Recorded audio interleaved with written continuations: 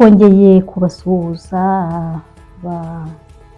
budukurikire buri munsi mu kiganiro cyacu cy'ishuri ryo guhinduka. Tumaze iminsi tutabonana, tubifurije ibihe byiza kandi natwe niko bitumereye.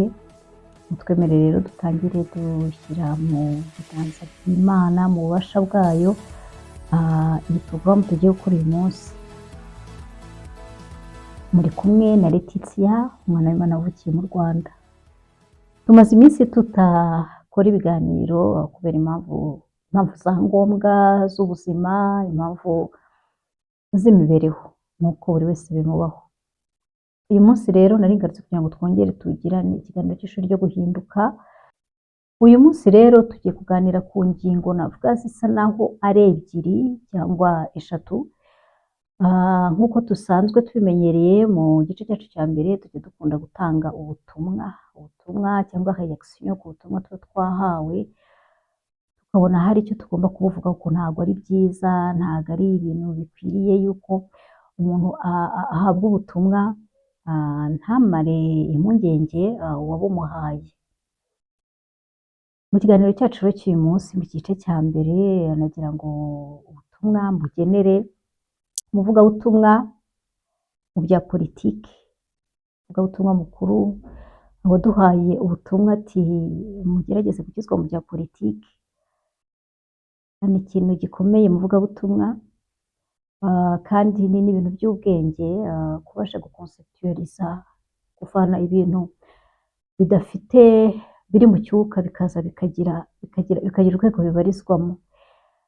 Nagira ngo nkubwire yuko utari kure cyane y'ukuri, kereka wakwirengagiza ukureba, ariko mfite ubushake bwo kukubwira yuko iki gitabo cy'Imana ni igitabo cya politiki. Gitangira ari politiki, kikazarangira ari politiki. Gitangira cyerekana ko umuntu agomba gutegeka isi, kikarangiza cyerekana uko umuntu azarangiza ategeka isi ari hamwe n'Imana yamuremye, amaze gutsinda ibimugerageza. Ikindi kandi umwami wacu Yesu Kristo, umwe njya mbabwira, niwe Imana isumba byose yaturemye, yaduhaye umwuka duhumeka, wa wundi tubyuka tugasanga turacyafite cyangwa ntabwo tukiwufite, wa wundi tutagenga, wa wundi twimenye dufite, tugasanga twitwa amazina twahawe atari twe twayihitiyemo, tugasanga twavukiye mu miryango twavukiyemo atari twe twayihitiyemo. Uwo muremyi wacu yahaye umwana we, yari ubwo uri umuvugabutumwa mukuru uraza kubyumva, yaramunominetinze, yamugize umutware w'ubutware bwose n'umwami w'ubwami bwose, yamugize the head, yamugize umutwe w'ikintu cyose cyitwa ubutware na autorite, cyitwa domination, cyitwa thrones, cyitwa kingdoms. Byose ibyo bintu byose, amaforomo yose y'ubutware ashobora kubaho, umwami Imana yafashe umwana we witwa Yesu Kristo amugira umutware wabwo, amugira umutwe wabwo. Niyo mpamvu rero iyo ubivuze uba rwose uri muri domaine, uba uri mukuri. Hanyuma rero nagira ngo nkubaze, nagize amatsiko yo kukubaza nyakubahwa umuvugabutumwa mu bya politiki, ese ubutumwa waduhaye bwo gukizwa mu bya politiki bwaba butandukanye n'ubu ngubu bw'ijambo ry'Imana?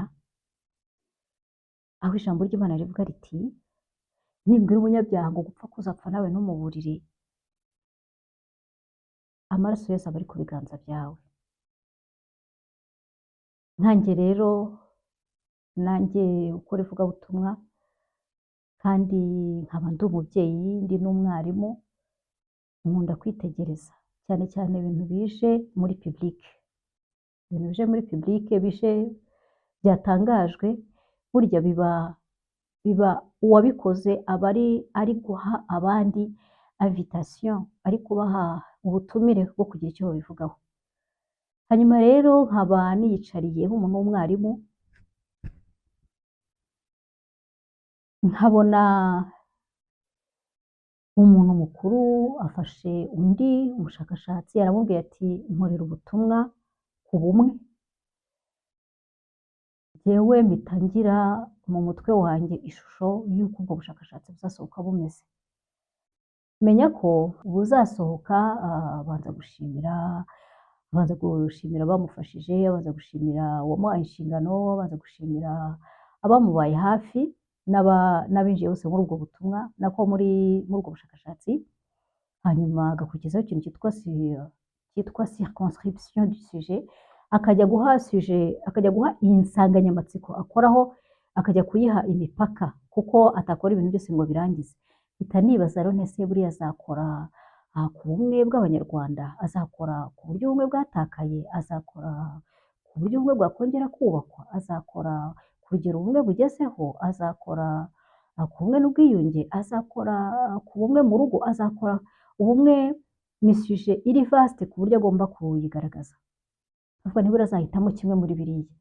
Nkahita manuka nkarambura igitabo cyanjye, nkahita manuka nkareba ubushakashatsi vuba buzaba burimo nyuma yo kuvuga ubumwe, yo kwerekana gusobanura insanganyamatsiko azajya gukora kugaragaza icyo abandi babivuzeho, ni ukuvuga revue de la littérature.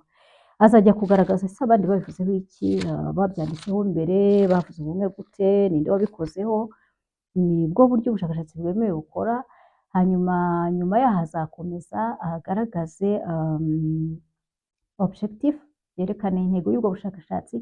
Ese igamije gufasha igihugu kongera kugira ubumwe, igamije gufasha igihugu kwerekana ko ubumwe bugeze kure bwubakwa, ese igamije gufasha igihugu kureba uko ubumwe noneho bwasigasirwa ntibwongere gutatana, ntibwongere gusenywa, ese igamije gufasha igihugu kureba yuko ubumwe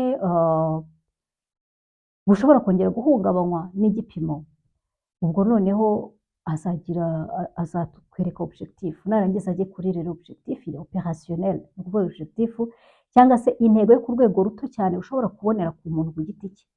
Uvuga ati ubumwe buzagaragara igihe duhuje wenda abantu babiri, tukabona bashobora gukorana nta mwiryane, badatukana, cyangwa se tukabona twinjiye mu rugo ntawe uturebye, ntawe utubajije ibintu by'amoko nk'uko byigeze kuba mu Rwanda. Iyo bigenze bityo nyakubahwa muvugabutumwa, mba numva ko ubumwe ubwo bushakashatsi bufite ireme. Uwo mushakashatsi aramanuka akajya kutwereka icyo bita methodologie. Ese azakoresha iki mu bushakashatsi bwe? Azafata wenda abantu, ni urugero ngiye gutanga, aravuga ati kugira ngo tumenye ko ubumwe bwubakitse tuzafata abaturage bataziranye wenda bo mu karere, wenda ko kamwe mu turere two mu ntara y'Uburengerazuba n'akandi ko mu karere, n'akandi ko mu turere tw'intara y'Iburasirazuba, tubashyire hamwe ahantu mu kigo cy'amashuri cyitwa gutya, akakivuga.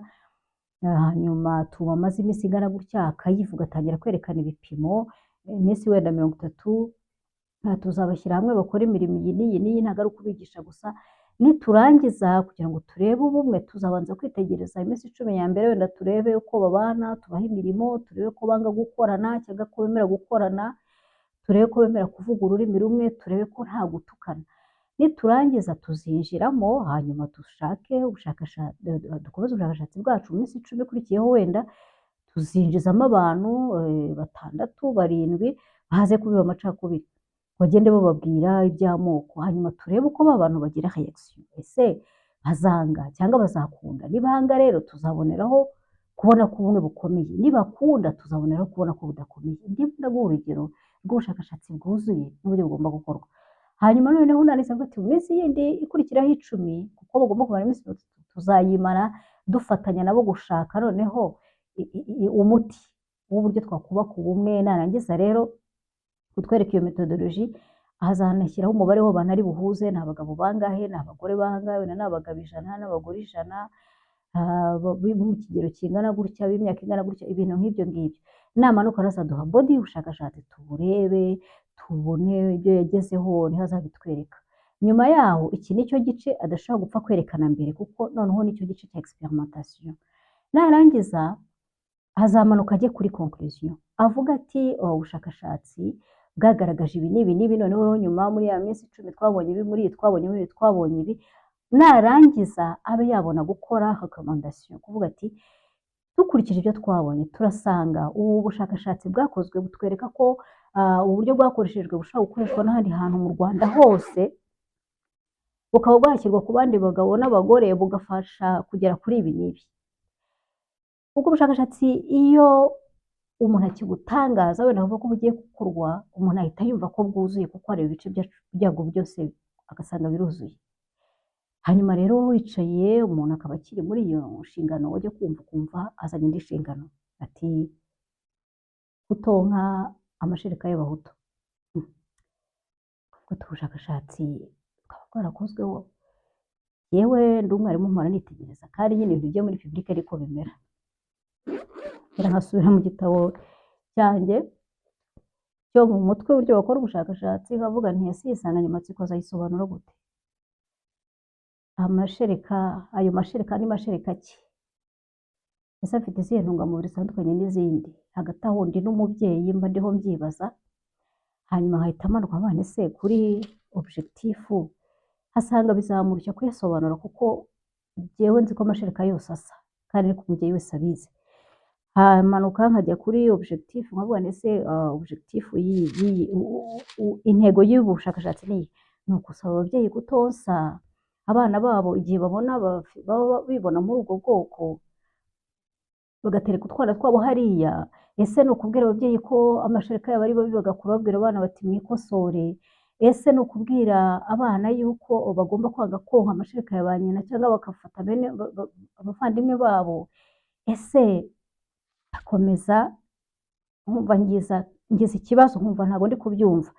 Kuri objectif opérationnel handi hatoya tuzareba ku mwaka umuntu ku giti cye havuga nti ese azabwira umubyeyi ati mubyeyi niba wubona muri ubwo ko nubyara uzahita utereka akana kawe hariya kugira ngo katazaba uku n'uku, azanagusobanura.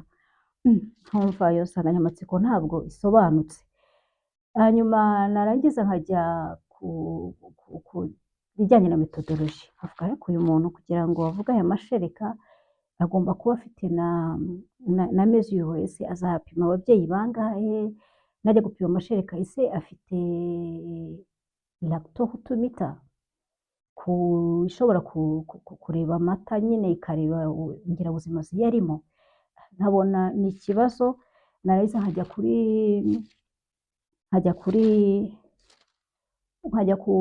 noneho ku gihimba nkavuga ese umuntu azahuza ababyeyi, azajya mu ngo z'ababyeyi, akajya gukamisha amashereka, azayapima ate? Nkabona harimo akabazo. Hanyuma nkazabona ariko yinjije recommandation mbere y'uko atangira ubushakashatsi avuga ati akitangaho urugero ati jyewe ariko ntabwo jye nigeze nonka ayo mashereka. Iyo byaje muri public ntabwo tubasha kubisiba, ni nk'uko nyine nanjye nicaye aha ngaha ibyo mvuga ntabwo nabisiba. Hanyuma rero habona nk'umuntu w'umubyeyi kandi utari ntibindeba kuko ntabwo turabazanano, twese twavukiye mu Rwanda ntekereza abariho kereka. Hanyuma rero nkaba ndi umubyeyi kandi ntakunda kurebera, hahita nkurubura ikintu hariya nkamukubita imbere nkabwira nti nyabuneka mushakashatsi urimo urakora amakosa, iyo nsanganyamatsiko uri kuvuga ntibaho kandi nta n'umuntu urayikoraho. Umushakashatsi agahita avuga ati urimo urambuza gukora ubushakashatsi bwanjye, urashaka ko nakora ibintu by'amateka? Njye nkamubwira nti ariko nyakubahwa umushakashatsi nyamara ibyo bintu uri gukora hari mukuru wawe wigeze abikoraho mu gihe cyashize byitwa ishyano, none wowe urasimbutse ugiye inyuma wanze gukora ishyano ugiye gukora ishyano square. Abwira none wari ibyo bintu ukagerageza guterayo uruntu ati wowe ahubwo murimo murambuza. Amubwira nti okay. Uwundi yatatse population y'abantu bakuru n'abana wenda babigenderamo kuko hari abashaka kuyikumira, ariko wowe urimo urasubira inyuma ukataka population noneho ukataka embryon, ukataka genes, ukataka DNA, ukataka amashereka, ukataka utwara turi ku bibero bya ba nyina. Uribaza icyo ibyo bintu bivuga? Abwira iryo ni ishyano square ryihorera ati hoya murimo murambuza rwose, ibyo ni ukudashaka ko dukora ku bintu. ahita amubwira ariko ibyo nakubwira bikubwiye nk'umubyeyi kandi w'umunyarwanda kandi nabivuze mu mucyo. None rero hari ikintu ahita amubwira nti ubwo rero bimeze gutyo, hari ikintu Abongereza bafashe bagikuramo dimension yacyo spirituelle, barakizana bagiha umunwa, baravuga ngo icyo kintu kiravuga, baravuga ngo time will tell. Hanyuma Abanyarwanda bo ni abantu b'abextremiste cyane rwose batajya barya indimi, bo baragifashe bagikuramo dimension spirituelle, bacyambika itaburiya, bagihindura igicifwa, barangije bagiha n'akeso, bagiha n'akabya, baravuga ngo iminsi iteka inzovu mu rwabya, ngo irayitunganya rwa rukoko runini ikarushyira mu rwabya rugakwirwamo. Niba utumvise ibyo nkubwiye bigahinduka amakimbirane, kandi njya mbikubwiye nta kindi ndimo ndi indorerezi muri ibyo ngibyo ndimo ndeba, ariko iminsi izabyerekana ko ari ukuri cyangwa atari ukuri. Hanyuma iyo bigeze aho ngaho nyine ndekera aho ngaho nkumva nakoze ibyo nagombaga gukora. Rero icyo kintu kitwigiye ngo ntabwo kijya kirenza igihe, nyine ntabwo kiza mbere ntabwo kiza nyuma, ngo kiba kiri ku gihe, kimeze nk'urupfu, ngo kandi gihana nk'urupfu, cyangwa se cyubahiriza gahunda nk'urupfu. Urupfu ngo nirwo umugabo umwe ngo yaravuze ati nzaruhunga, yari afite umuzamu ngo uko uryama akarota, umuzamu uryama akarota, hanyuma arangije kuryama ngo arota sebuja yapfuye. Gitondo sebuja abyutse, hari abo muri ibyo bihugu byari bigikoresha amafarashi, hanyuma agiye kurira ifarashi, umuzamu aramubwira ati ariko naraye ndose nyamara uzapfa mu minsi 3, genda wigira aho ujya. Sebuja ubwoba buramwica ati nibyo, ahita agira gahunda mu mutwe ati reka nze mpunge runo rupfu. Ariruka aragenda ajya kure iyo hantu nyine yamutwaraga iminsi 3, ku munsi wa 3 yari agezeyo ngo asanga urupfu ruramutegereje, ruramubwira ati ariko kuzi ubwenge cyane, ninde wakubwiye ko nari ngutegereje hano kuri iyi saha kuri uyu munota?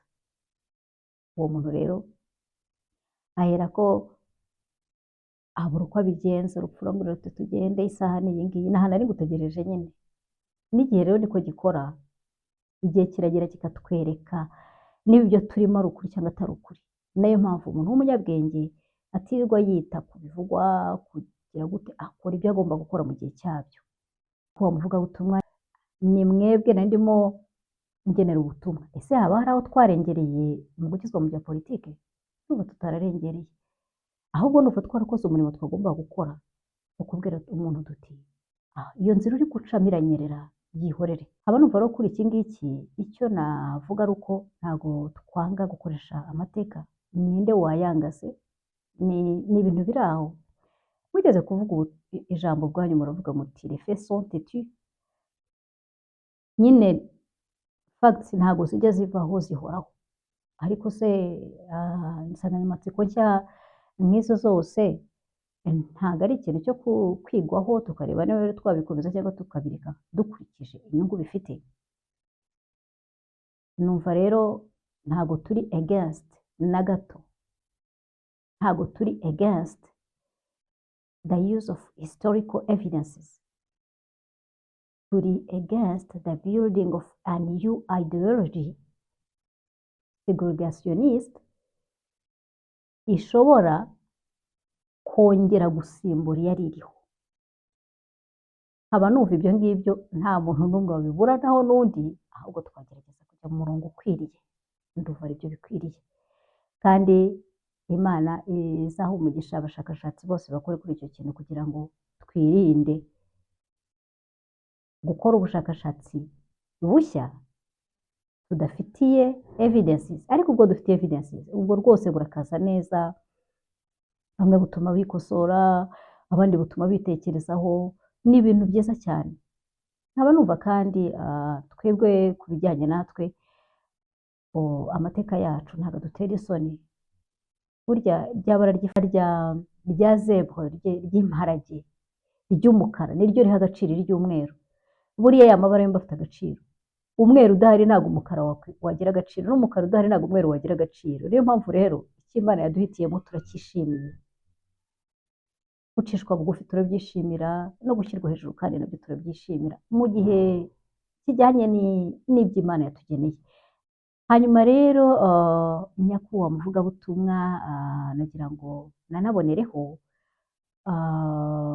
ngo ngire icyo mvuga ku nsanganyamatsiko igira iti icyaha cy'inkomoko. Nyakubahwa muvugabutumwa, ndatekereza ko mutabonye akanya kanini kubera inshingano hari zikomeye ko gusoma iki gitabo, ariko iki gitabo nicyo kivuga gitanga lisite y'ibyaha. Icyo cyaha ntabwo kirimo, ntabwo kigeze kivugwaho. Ngira ngo ni rya dini ryasimbuye idini ryacu gakondo rishobora kuba ryarakivuze, ariko icyaha cy'inkomoko ntabwo kibaho. Ahubwo ijambo ry'Imana rikita icyaha cy'isi. Rero ibintu byaje kuba, ngira ngo mushobora kuba nabwo mutarabonye umwanya wo kubyiga, cyangwa se wenda bakaba baragiye kubyiga mugeze nko ku cyiciro cyo gukomezwa, wenda mudafite umwanya uhagije ngo mubyige. Nagira ngo noneho mbibasobanurire gatoya mubimenye. Nyakubahwa muvugabutumwa, icyo nzi ni uko mwasomye ibitabo byinshi by'amateka. Bya bitabo rero byose mujya musoma mwabonyemo ikintu cyitwa BC, kikaba gifite timeline imeze itya, cyagera hagati kikaba gifite ahantu hari 0, kikagira na AC. Aha rero baba bari kugenda bashyiramo imyaka yabo kuko nabo bashyiraho imyaka yabo. Aha bakahita muri minus, hano bakahita guteranya. Burya rero bya bitabo mwabonye ni icyerekana ko isi yose yemeye iyo si nyine mbubwira niwe Christ, niwe wa mwami wacu Kristo njya nkubwira, umwami Yesu Kristo. Rero isi yose yemeye yuko Kristo yabaye irangira ry'ibihe, akaba n'itangiriro ry'ibihe bishya bitararangira. Ni before Christ na after Christ. Rero iyi 0 ikisobanura burya ijyanye n'icyaha cy'inkomoko. Aha hantu Yesu yaraje ahita afata icyaha cy'inkomoko, Bibiliya ikita icyaha cy'isi, icyaha cy'abari mu isi cyose akishyiraho gikuraho. N'ahandi mujya muva yagiye ku musaraba. Kuva yakijyaho rero uyu munsi icyaha cyahise kirangira, cyagiye nka Nyomberi. Nyomberi wo simuzi, ariko icyaha cyagiye ngo uwo mugabo witwa Nyomberi ntabwo kikibaho.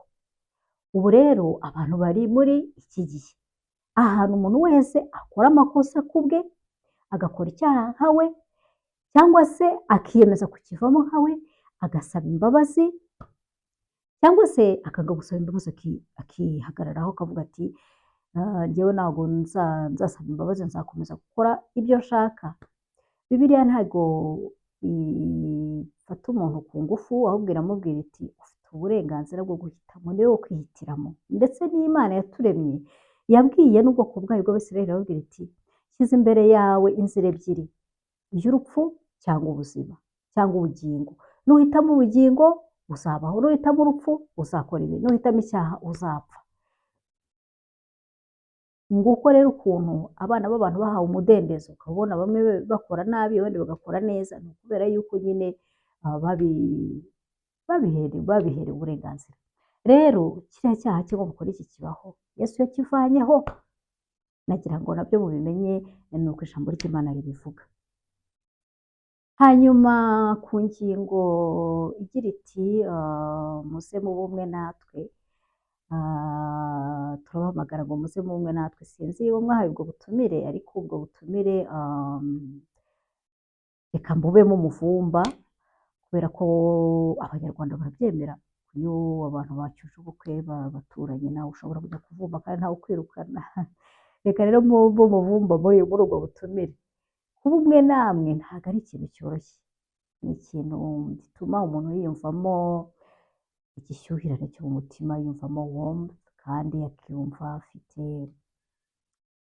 yifitiye icyizere, afite confidence, ariko bikamukuraho inshingano yo gutekereza ejo he hazaza. Kuko aha muri iyi si ntabwo twaremewe kuba muri comfort, kuba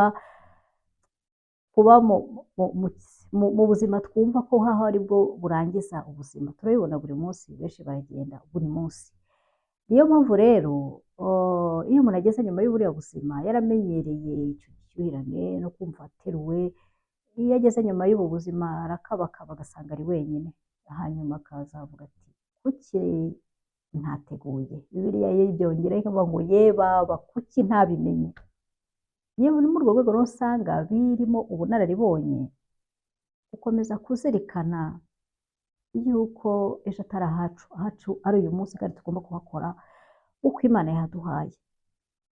Muri urwo rwego rero kumwe namwe, ahubwo buriya numva nanjye nashakaga kubaha ubutumwa, nanjye nashaka kubaha ubutumire bwo kuba umwe natwe, ukava muri bisi ahantu harangwa ibyaha by'inkomoko n'ibindi byaha ushakira structure ukabibura, ukizira aha ngaha ahantu umwami wacu afata ibyaha byawe byose iyo ubimuzaniye akabyikorera akakubwira ati mwana wanjye urabibabariwe, tangira bundi bushya. Nanjye nkugejejeho ubwo butumire nyakubahwa umuvugabutumwa mu bya politiki, ese wakwemera kuba umwe natwe? Byaba ari byiza. Nawe uje hano ukaza mu gihe cya Yesu, ni ukuri wakwisanzura kandi umwami wacu Yesu Kristo ni umugwaneza, ntabwo ajya abaza umuntu ibintu yakoze mbere ataramusanga, ahubwo ahita yitabira kumwoza akamutunganya kandi akamwubaha, kandi buri muntu wese uje iwe ni umwami. Ngo icyatumye aza mu isi kugira ngo agire abantu ubwoko bw'abami, ubwoko bw'abatambyi b'ubwoko bwa cyami. Ubwo rero urumva ko ubutumire bwanjye nabwo muzabusuzumane, nabwo muzabusuzumane ubushishozi, hanyuma murebe niba namwe mwakwimuka mukava hano mukaza hano. Hari ibintu by'ibyaha by'inkomoko, ibintu byinshi umuntu atazi ibyo ari byo, ariko aha ngaha hari amahoro y'umwami wacu Yesu Kristo no kunyurwa n'ubuzima Imana yaduhaye. Hanyuma indi nsanganyamatsiko ni insanganyamatsiko igira iti kuki ushaka kuba utari we. Nyakubahwa umuvugabutumwa mu bya politiki, ese mwari mwinjira nko mu rugo rurimo abana babiri b'incuke, abana babiri b'inkurikirane? Buriya population yacu nayo nikwiriye kubera yuko ntabwo wigeze habwa umwanya wo gukura. Ugiye gukura hari abayitsikamira, ugiye gukura hari abayitsikamira, hari abaza aho bakanda igahita yongera igasakuza. Natwe rero ni uko imyaka 30 twagiye tumara imyaka 30 nyuma y'igihe nyine abantu bari bataramenya kujya gushaka uko bafata ubuzima bw'abandi bakabukoresha ibyo bashaka. Hanyuma rero imyaka 30 ishize, abantu bari kuzamuka mu cyobo bari baramanutse bo mu yindi 30 yindi, ubu bari bageze ku rwego rungana na 0. None ubu ngubu hano dufite imyaka 2. Ubwo ndimo ndavuga mu buryo buri spirituel. Iyo winjiye rero mu rugo rurimo abana babiri b'inkurikirane, ugasanga ka kandi kagitera utuguru, kirirwa kavuga gusa katazi ibyo karimo, ugahita ukubwira uti wakana wikora amakosa, wirirwa usakuza, ibyo ushaka byose urarira, wirirwa utera akavuyo mu rugo, ngiye kugutereka hanze ibikoko bigutware. Ka kandi gahagaze niko gahita gatera hejuru, kakahita uyoberwa, ukavanya imbaraga, gakurura amapantaro cyangwa gakurura ibitenge. Uzakore iyo experience urebe. Ka kandi ariko gasakuza gati ntabwo udutwarira umwana, ntabwo utwara bebe, kagasakuza. Nubona abana batameze gutyo, ukabona ka kana karavuze kati bujyana umushukunye hanze n'ubundi ibikoko bimutware, uzamenye ko ufite ikibazo cy'imitekerereze, tukajyana ku baganga bashinzwe imitekerereze bagafashe, kuko ntabwo kosa bari kazima. Ubundi abana bazima no kubareyajisa, umwe aravuga ngo wimukoraho, niko bimeze. kandi ngira ngo urabizi umuvugabutumwa nawe uri umubyeyi, umwana umwe agerageza kurengera undi. Niyo mpamvu rero aho duhagaze ni impamvu duhagarara, aho tutagomba guhagarara ni impamvu tubabo tutagomba kubabo, ni ukugira ngo dufashe abandi kuba bo bagomba kubabo, kandi twese turushaho kugira beza, turushaho kugira ibyiza mu bo tugomba kubaho.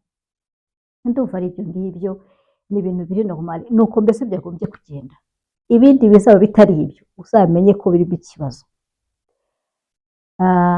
Nagira ngo kandi nkwereke nyakubahwa umuvugabutumwa impamvu umuntu atagomba kurakarira undi, impamvu umuntu atagomba gufata undi nk'umwanzi we. Impamvu ni ukubera intambara yabaye ku muntu.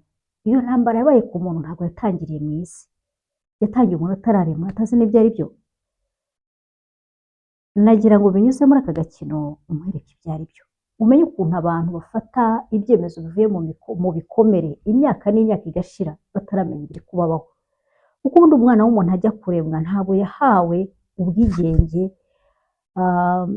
ntabwo yahawe kwifatira ibyemezo we nkawe wa nyuma, yahawe yari aremwe kugira ngo ajye ajya inama n'Imana mbere yo gufata ibyemezo. Iyo bitabaye ibyo hagati ye n'Imana haza undi umufasha gufata ibyemezo. Iyi ntambara rero yatangiye kera. Imana yaremye byose, yari hamwe n'umwana wayo n'umwuka wayo, hanyuma ifata icyemezo cyo gutanga ubuzima. Hari ibindi yari yarahaye ubuzima byari biriho, ariko yaje gufata icyemezo cyo kurema abantu bari mu rwego rw'abakozi ariko bakomeye cyane bafite icyubahiro gikomeye, bari supporters, bitwaga abamarayika.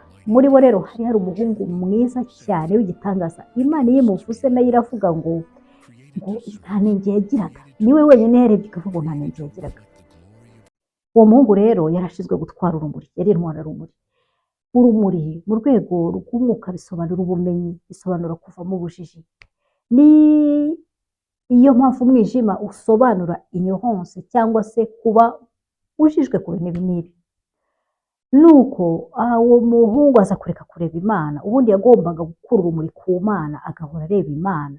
We rero yageze aho aribona, ananirwa kureba Imana, aribona, yibonye ibyo ndimi biza ntagishobora ku ntebe y'Imana. Ni ibintu byanditse muri kiriya gitabo cy'amateka yacu. For the first time, he became captivated by his own splendor. His attention turned inward. He began to marvel at the greatness he possessed. He saw himself through the eyes of those who honored him. He considered his own glory, and the more he looked, the more difficult it became to look away. A thought had appeared, small, almost harmless, yet dangerous enough to shake eternity. Pride. Prophet Ezekiel said, "Your heart became proud on account of your beauty." Pride did not remain a thought. It grew, quietly, patiently. What began as admiration became desire, and desire became entitlement. For the first time, Lucifer looked upon the throne and wondered why it belonged to another.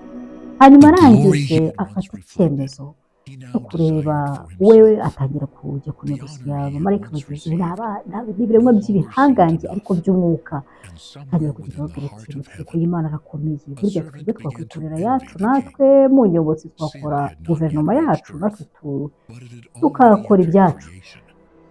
Muri ba bandi rero yagiye anyuramo, yaje kubonamo kimwe cya gatatu cy'ingabo zitabarika, niko biri tubwira, bamwemerera gufatanya nawe.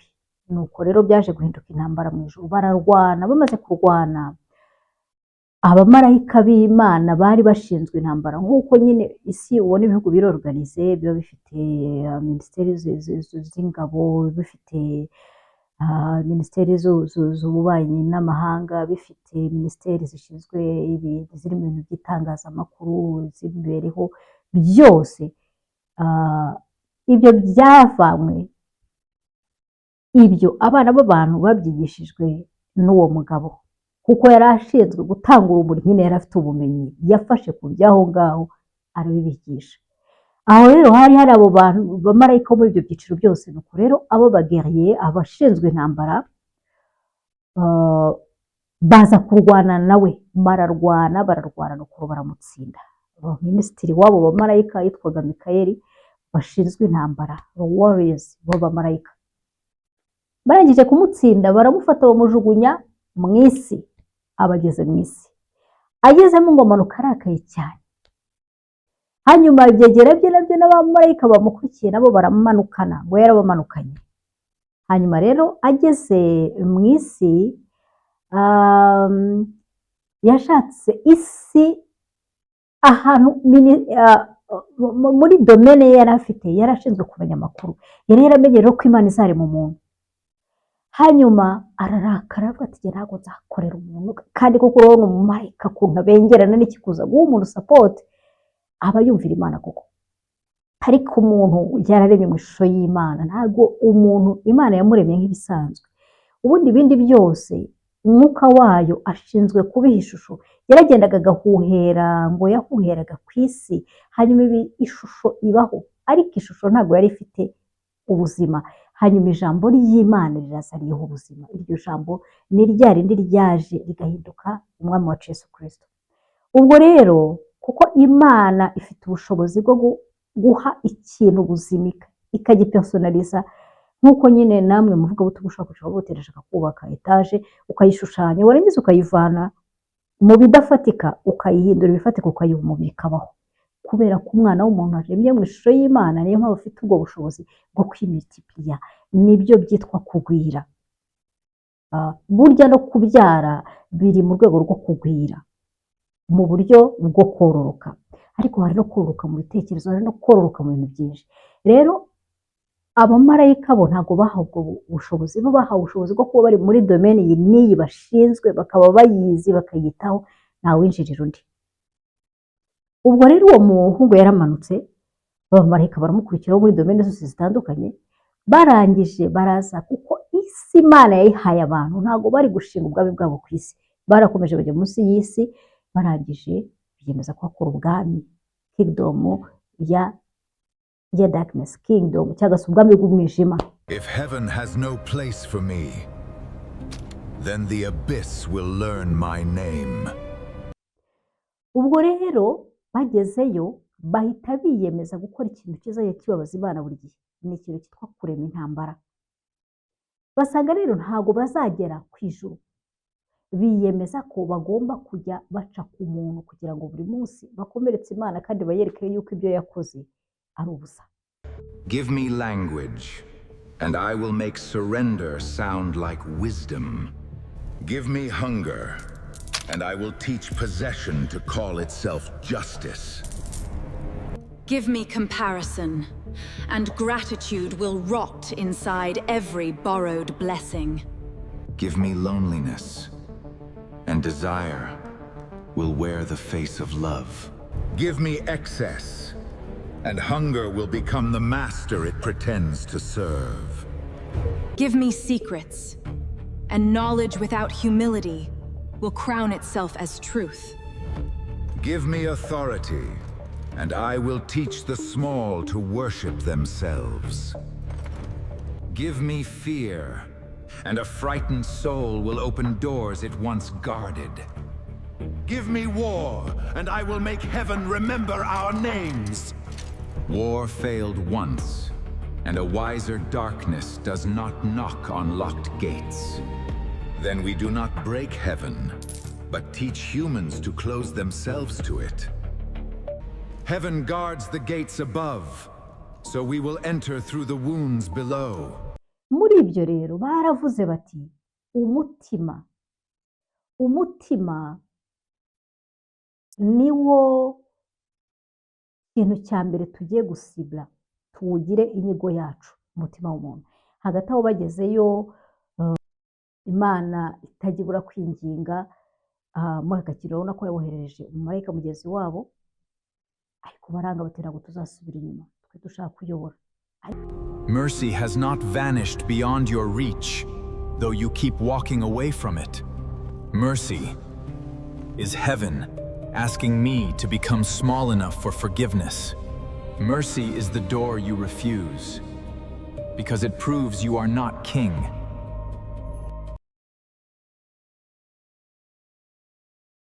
There is no way back for those who were made to rule forward. That is not courage, Lucifer, but fear dressed in the language of destiny. If fear can build a throne, then it has already become stronger than mercy. Open your hand before it becomes a fist that cannot release itself. Then let forever begin beneath the gates that cast us out. A kingdom built from refusal will one day discover that it has become a prison. Ariko mu by'ukuri Imana niyo nyir'ubuyobozi ikaba yaremereye umwana w'umuntu wenyine kuyobora, niwe yahaye mandate. Ibyo rero mu buryo bw'umwuka ni ibintu bikomeye cyane, kuko bazi ko umwana w'umuntu afite authority. Niyo mpamvu iyo bagiye gukora ibintu byose banyura ku bantu kugira ngo babacumuze. Ndetse n'abantu batekereza ko hari ikintu ubwami bw'umwijima bwabahaye baribeshya, kubera ko bo bajya gusoma mu nyenyeri, bafite ubwo bumenyi bwo kujya kureba umuntu uzavuka, biratangazwa, hanyuma bakamenya uwo ari we, bagatangira kujya gukora deal nawe, bagakereya amahirwe hasi, bakamushyiraho intambara, bakamushyiraho ibibazo kugira ngo batume yinjira mu masezerano nabo yo kubakorera, kandi ibyo bari gushaka ko bakorera ari ibyo n'ubundi ari kuzakora, ari ibyo n'ubundi Imana yamugeneye. Ntacyo ubwami bw'umwijima bubasha guha umwana w'umuntu, ahubwo ubwami bw'umwijima bureba icyo wari kuzaba cyo bukacyinjirira, kugira ngo bugushyireho spell, bugushyireho cyangwa umutwaro wo guhora wumva hari icyo bagomba. Hanyuma rero nyakubahwa mvugabutumwa, bya politike, abo bamarayika baricaye bakora akanama nyine ku buryo bagiye kugusha umuntu, bakamugira bakamuremaho intambara z'uburyo bwose, bemeza n'ibyo bazanyuramo. Umuntu ureba muri aka gakino ni umuntu wanyujijwe mu ntambara yo kwamburwa ibyo yakabonye, agasuzugurwa, ntiyumvirwe, noneho akagira akavuga ati justice y'Imana iratinda, reka duce muri shortcut, reka tujye kwishakira justice yacu. N'ibyo bihora bibaho hagati mu bana b'abantu. He woke before dawn, with dust in his mouth and cracks across both hands. And the darkness around him seemed to wait for a command. He carried sacks through the market until his back shook under the weight. He repaired a merchant's stall, lifted broken beams, and bled through his cloth. When evening came, the merchant counted coins slowly, then closed his fist, beneath a sky that no longer answered his grief. That is not what you promised when the work began before sunrise. The merchant laughed, and the guard beside him smiled without looking at Demetrius. No one in the market turned, and that silence entered deeper than insult. I worked while others watched, and you saw my hands split open. The merchant dropped one coin into the dust, as though creation itself had paused at the edge. Demetrius bent for it, and a passing boot pressed it into the mud. A child nearby watched him, and shame became heavier because it had a witness. I have done what was asked, and I have swallowed every insult. That was where Mammon entered, not as a monster, but as agreement, while the abyss listened in a silence older than fear. You are not greedy, Demetrius, only tired of being robbed by the world. Whoever speaks, speak plainly, because I have no strength left for riddles. I am the part of you that knows you were owed more than dust. Demetrius opened his mouth to reject the voice, then saw the buried coin. No, I will not keep bowing to men who sell my patience back to me. One word escaped, and every prayer he might have spoken stepped backward. No one calls it theft when the starving take back what pride has denied them. If justice will not come to me, I will stop waiting like a fool. From the abyss, Lucifer watched one wounded heart begin to move toward the door, while the throne above the dark held its breath. Do not push him, because the first step must feel like his own. Demetrius saw the strongbox before he understood that he had already chosen. It rested behind the merchant's table, heavy with coins and heavier with meaning. One step would leave him poor, while one step would make him powerful for a day, where silence made every choice feel eternal. I only take what life has taken from me, without apology. Say it again, and the lie will begin to sound like law. Take it, and you will never again beg permission to exist. His hand trembled, and for one breath, he remembered a prayer from childhood. Then the merchant shouted, and a smaller hand froze beside a stolen crust. The child from the dust stood accused before he understood the accusation, and the kingdom below began to understand its name. Demetrius saw the strongbox, then the child, then the open street behind him. There is your chance, and no one will ever know the difference. There is your excuse, and excuses are the first doors of kingdoms. Demetrius could have spoken one word and turned every eye toward himself. He opened his mouth, then closed it, and the silence chose with him, as if the unseen world had leaned closer to hear him. No, I will not lose my chance for someone who cannot save me. He looked at what he would lose, counted it, and nodded to no one. All right, I choose this, and I will not pretend it costs nothing. Then take it, and let the weight teach your hands a new prayer. The strongbox opened, and a small lock in the market became thunder below. Now every rich face will look to him, like an enemy wearing skin. Once he tastes power, even hunger will ask for a second cup. Lucifer rose as the map of human desire burned brighter beneath his hand, and every shadow seemed to remember the fall. A kingdom needs no gates when the heart opens from within. The second fracture did not sound like thunder, but like silence around a child. The council rejoiced, but Lucifer did not join their triumph. His strategy had worked, and that success made another presence clearer, while the wound inside the world opened wider. Somewhere above the dust of the world, a light moved through history untouched. You have proven humanity can be bent, so why does victory trouble you? Because there is one among them who does not bend like the others. Then name him, and I will put war into his path, while this wound still has a voice. No, this one must be tested before any blade is raised against him. Every hunger has a price, and every soul has a door. Then I will find his door myself, before his light reaches mine. Lucifer did not explain the fear rising in him beneath the crown, while the abyss listened in a silence older than fear. He stood from the throne, crossed the council, and walked toward the desert, and the darkness around him seemed to wait for a command.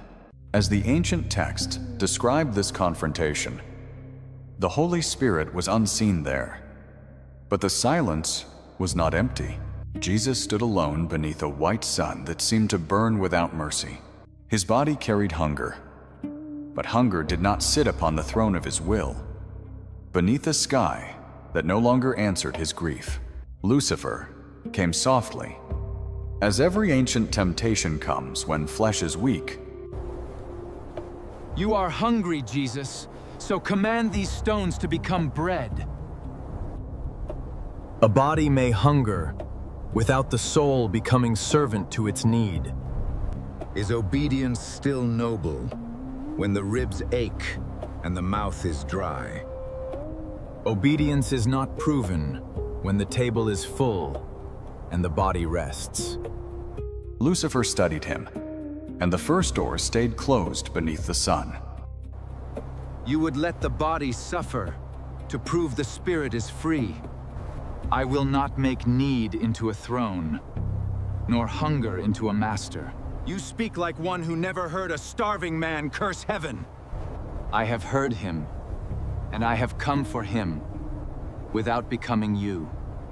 Compassion entered the answer, and Lucifer hated its refusal to bargain, as though creation itself had paused at the edge.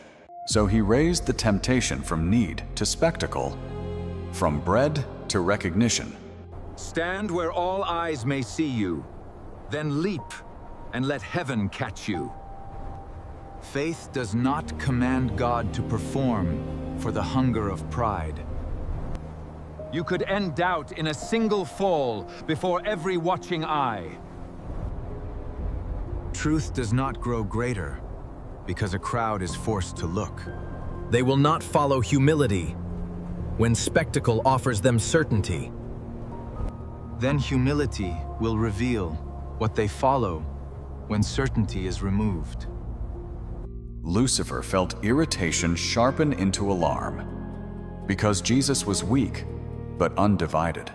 Then, Lucifer showed him the kingdoms of the world in a terrible vision.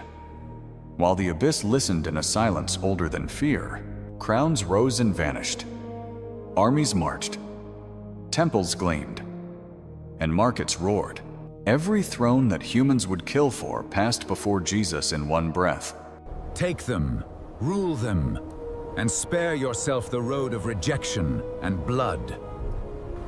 They are not yours to give, though you have studied how they bend. I know what they sell. When fear enters and mercy seems late.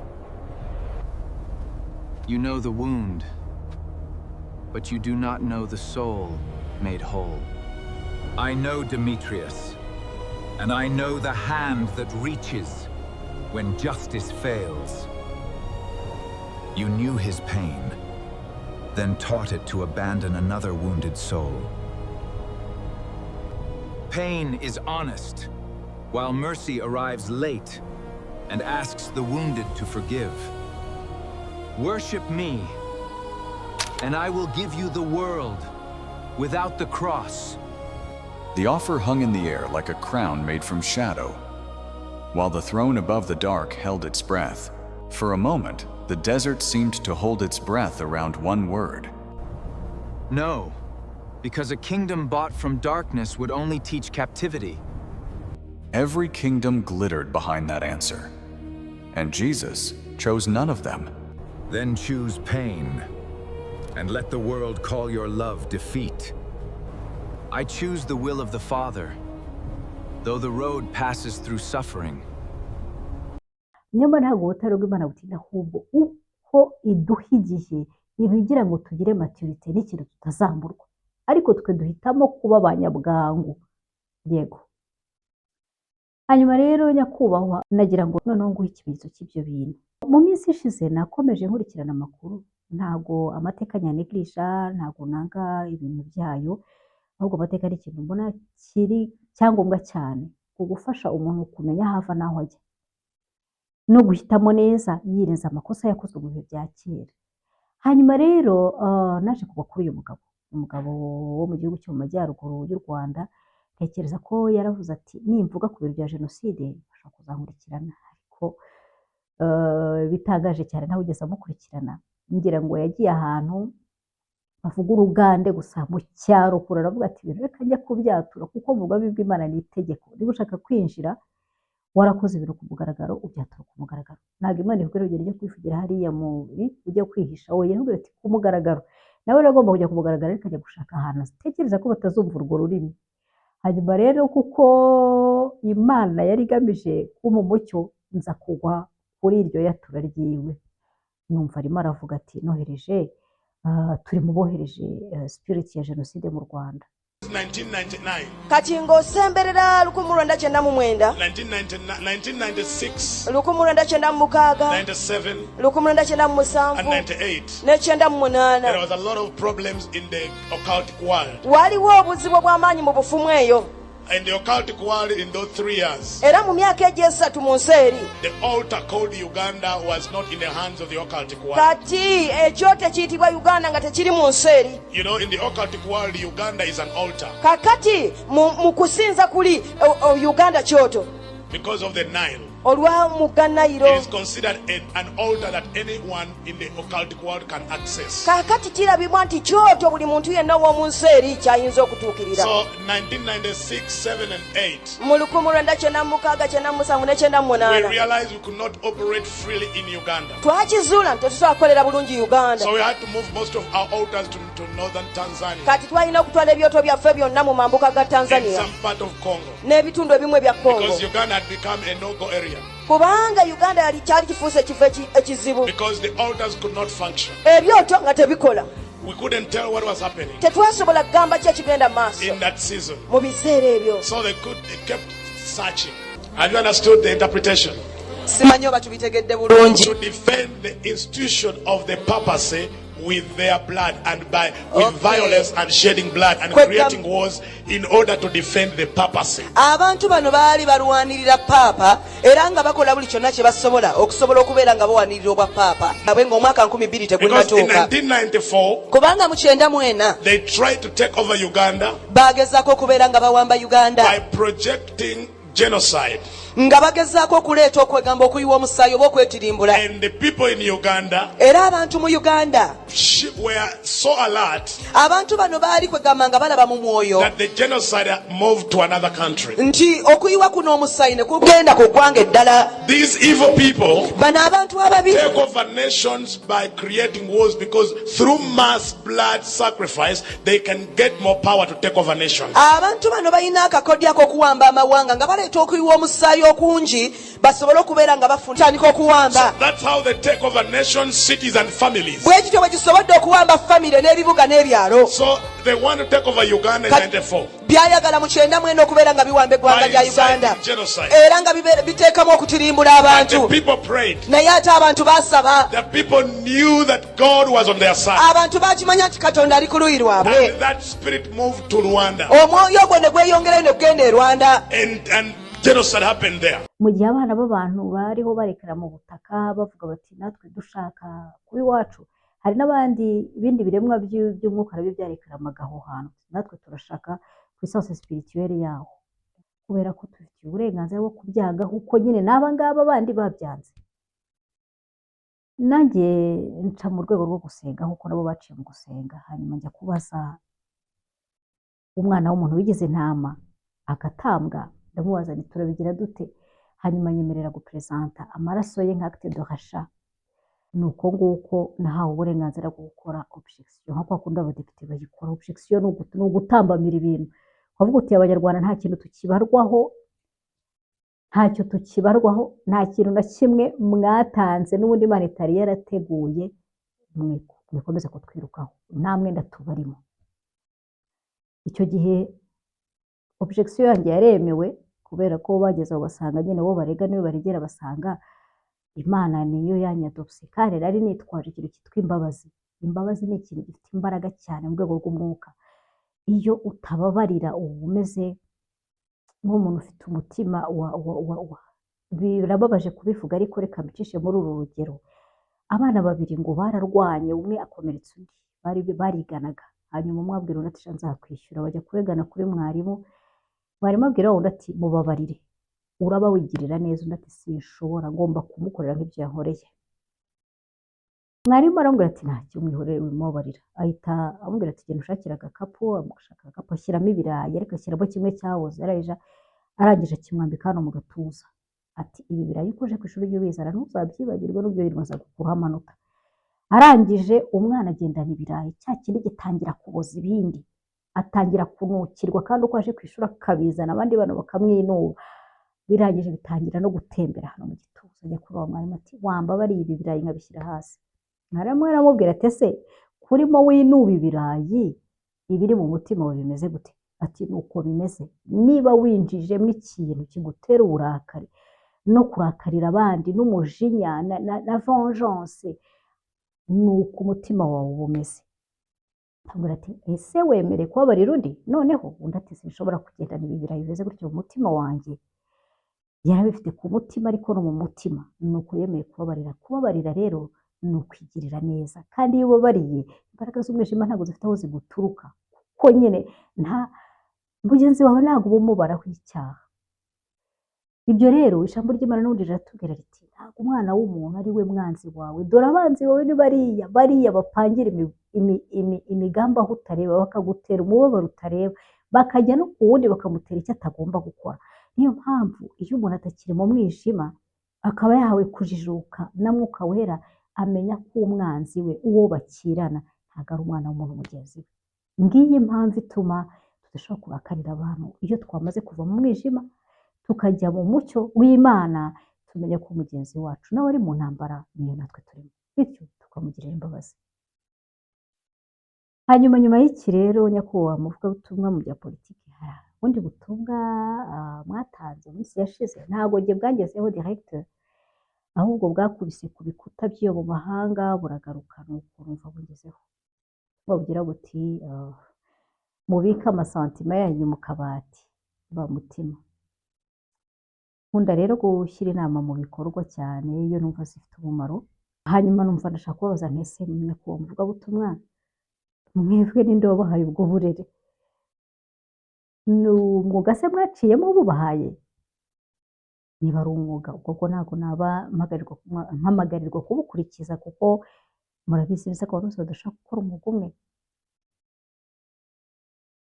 None se ubwo butumwa mwaba mwarabuvanye ku babyeyi babareze ngo tubukurikizeho uburere? Mwaba mwarabuvanyeho mute se? Ni wa mubyeyi mwagendanye muri cya cyanya ngo abahigi bakagira gutya bakarasa akanyamaswa gato kagasimbuka kakabacika kakabanyuraho kiruka, kabanyuraho umubyeyi akakubwira nyakubahwa muvugabutumwa wa politike, ngo akubwira ati mwana wanjye kanaka, uti karame data, ati none kariya kanyamaswa kaduciyeho ntakabonye, ati buriya ariyo twagasanga mu rugo ntabwo dushobora kugasohora niyo twaba twaburaye ngo tukarye, ati kubera ko akanyamaswa kaguhungiyeho ntabwo gatanga urakimana. Uwo rero umubyeyi w'umunyarwanda. None se nyakubahwa umuvugabutumwa mu bya politike, kugira ngo dusuzugure amategeko y'ababyeyi b'abanyarwanda, kuvuga uti mushyire imbangutima zanyu mu kabati mukurikire ubwira bushumbye. Ibyo ababyeyi bawe bakubwiye natwe ibyo bacu batubwiye bigaragaza ko ari indangagaciro z'abanyarwanda. Akanyamaswa kaguhungiyeho ntugatanga. Niba se umubyeyi wawe yarakwigishije gukora extension, kwagura impuhwe zawe ukazigeza no ku dukoko, ni gute abana b'abantu bo wababwira uti mubike amasantima yanyu mu kabati? Abatekereza no kuri ibyo ntabwo bihuye n'iby'abanyarwanda. Iyo mu bihugu abanyarwanda bari baragiyemo ho, iyo babonye ako kanyamaswa bamwe bategura ameza, abandi bahita bashyira amazi ku mbabura, abandi bahita babika umutsima, batagira ko hari ku mutsima, abandi bahita bashima Imana bakavuga bati umugisha batuziye mu rugo. Ariko abanyarwanda ntabwo ariko bameze. Aho ngaho muri ibyo bihugu bo barya ngo ibintu byose bifite ameza, bifite amaguru ane kereka ameza, bakarya ibintu byose biguruka kereka indege, bakarya ibintu byose bigenda mu mazi kereka ubwato. Ariko abanyarwanda siko bameze. Abanyarwanda bo baravuga bati utanena ntakira. Ariko n'iyo bagiye kuvuga ngo barasama, basamira ku bintu bumva bafitiye uburenganzira, ibindi babyita kwandavura. Niyo mpamvu rero kuri icyo ngicyo cyo kuba muvugabutumwa niba ngomba kukibasubizaho, igisubizo cyanjye jyewe ni hoya. Ndi mu bantu bazagumya kubaha indangagaciro nziza twahawe n'ababyeyi bacu, zitwa ubutabera n'ubuntu n'amahoro no kugwa neza n'urukundo. Ahasigaye ibindi ntabwo, nk'uko nyine hari bamwe bahagiye bariyemeje gutanga amahoro, ariko natwe tuzamera. Ntabwo nshaka kuzatunguka imbere y'ababyeyi b'abanyarwanda umunsi Imana izahamagara abanyarwanda iti banyarwanda muze mumbwire uko mwitwaye murage gakondo yanyu nyuma y'ubu buzima. Ngo hanyuma ningerayo ngira isoni zo kureba mu maso y'ababyeyi b'abanyarwanda. Imana nibabaza iti babyeyi mumbwire ukuntu mwigishije abana banyu kugwa neza n'amahoro, guca bugufi no gukundana no gusangira ibyo bafite no gusangira aho bafite n'abahaye. Tugahita tuvuga tureba inyuma, ababyeyi bakatubwira bati mutuve imbere mwabivume mwe ntitugeze kubamenya. Oya, ntabwo nshaka ko isoni zizankora. Niyo mpamvu nafashe icyemezo cyitwa oya. Icyemezo ni ugukomeza kurangwa n'urukundo n'amahoro, kandi aho hantu muvugabutumwa muzaba muhari, nanjye nzaba mpari. Nimujya kuvuga yuko mutabimenye ati rwose hari ibintu tutamenye kubera twabaga twagiye nko mu mirimo, nzaba mpari, nzavuga ko mwabimenye, kubera nzavuga ntibyamuvuyeho umuvugabutumwa nanjye bingeraho ndabimenya, kandi igihe yemeza kubikurikiza we yanga kubikurikiza gute nkana. Rero isoni zizabakora, niyihagarariye niyibereye aho ngaho kandi abantu nta mirongo ihari, ya yindi y'imituku y'icyatsi n'iyo kureba abantu barenga ntayihari, aho ngaho ibintu byose ni ku mugaragaro. Njyewe mirongo ntabwo nzaba nyihagazemo yose cyangwa ntayihagazemo, ariko icyo nzi ni uko ndi umuhamya wo guhamya ko ubwo butumwa bwiza mwabushyize mu kabati, none mukaba muri kubwira n'abatoya mubushyire mu kabati. Oya, ni iki gituma nyakubahwa ubutumwa bya politike wica umutima mwiza ababyeyi baguhaye? Rimwe na rimwe ukareba hirya kutabireba, ubundi ukavuga uti reka nkomezanye n'abandi, kandi ubizi neza ko bidahuye n'ibyo ababyeyi bakubwiye. Impanuro ababyeyi bacu baduhaye zirahagije ngo tubashe kwitwara neza muri ubu buzima. Njyewe rero ndi umuntu wiyemeje kuzikurikiza ntakebakeba, nta n'uwo nzashyiraho agahato ko kutazikurikiza cyangwa kuzikurikiza, ariko jyewe pozisiyo yanjye niyo ngiyo. Igisubizo ni oya, fatima zacu tuzazikomeza tuzigaragarize n'utunyamaswa, tugerageze gukora ibyiza mu gihe cyose Imana iduhaye, bityo ntabwo tuzagira isoni zo kuyireba mu maso cyangwa kureba mu maso ababyeyi bacu nyuma y'ubuzima. Ndumva aricyo nakubwira nyakubahwa muvugabutumwa, kandi Imana ibaho umugisha ko muri abanyeshuri beza. Hanyuma rero umwanya ukurikiyeho nashakaga kuganira cyangwa guha ubutumwa uwundi muntu mukuru wo mu Banyarwanda, umugishwanama mukuru. Nawe numvise ubutumwa bwe mu minsi ishize ndatangara cyane. Nyakubahwa umugishwanama mukuru, nagira ngo mbaze mbibwire uko nashakaga ko munyibwira, kubasaba mukanyibwira, ntago byakwitwa kububahuka kubera iyi myaka ngezemo urugero ndimo, n'impamvu mbishakira. Yewe nitwa Umuhoza, data yari mwene Rubwiriza rwa Nyamushi wa Byugana inka bya Muhimuzi.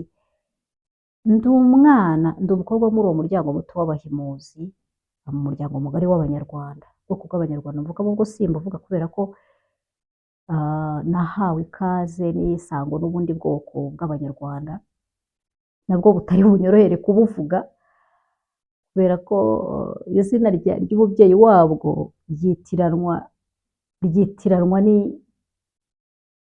n'izina ry'ubwo bwoko. Ariko niba nagira icyo mbuvugaho, wenda bufite izina rigenda kwitiranwa n'ahantu hari cercle sportif y'i Kigali, harimo izina rigenda kwitwa gutyo. Hanyuma umubyeyi wabwo mukuru witirirwa ubwoko bwose, nyir'ukububyara, nawe izina rye rigenda kwitiranwa cya gikoresho dukoresha tugiye gukura amafi mu mazi, tukavanaho indomo ya mbere n'umugemo wa nyuma. Ni ubwo bwoko bwaje kumpa ikaze n'isango. Urumva navuye hamwe njya ahandi, ariko naho mvuka ni naho ntuye. Nkaba rero nagira ngo mbabaze mwebwe muri mwene nde? Umubyeyi wanyu yitwa nde?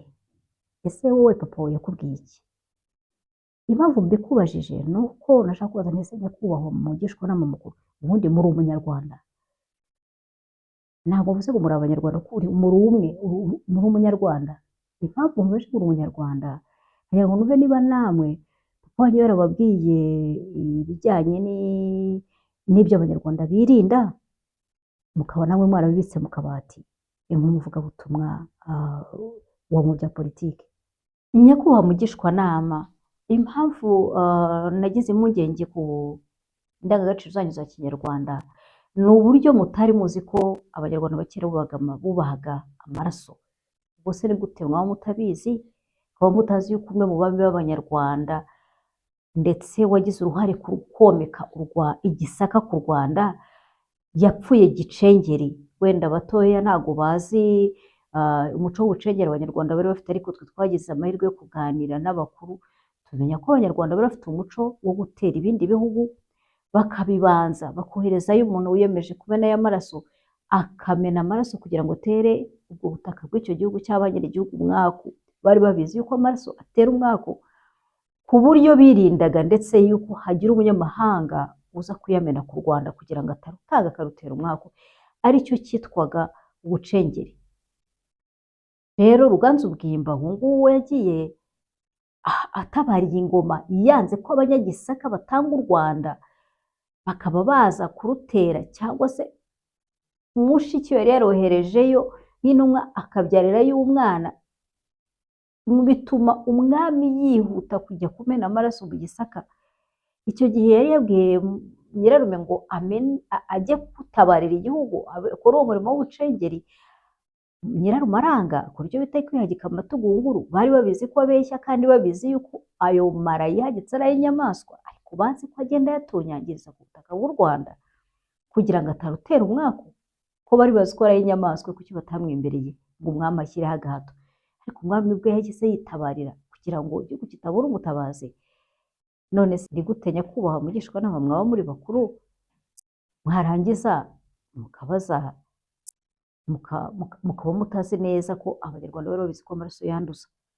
Ubwenge bwari bukomeye mu isi y'umwuka, niyo mpamvu nyababwira abanyarwanda bari bafite ubumenyi bukomeye cyane, mukaba mutari mubuzi.